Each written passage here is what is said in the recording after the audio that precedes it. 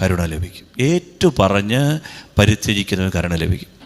സന്ധ്യയിലും പ്രഭാതത്തിലും മധ്യാഹ്നത്തിലും ഞാൻ ആവലാതിപ്പെട്ട് എൻ്റെ ദൈവം മുൻപാകെ മുട്ടുമടക്കും. ഈ പ്രശ്നം ഞാൻ എൻ്റെ കർത്താവിനോട് പറയും.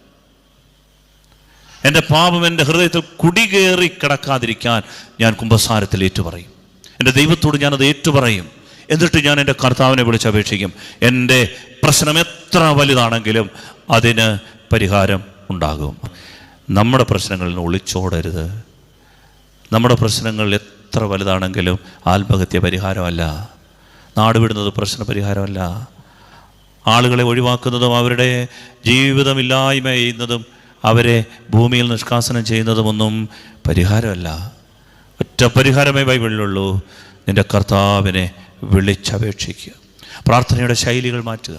പ്രാർത്ഥനയുടെ സമയത്തിൻ്റെ ക്രമീകരണം മാറ്റുക.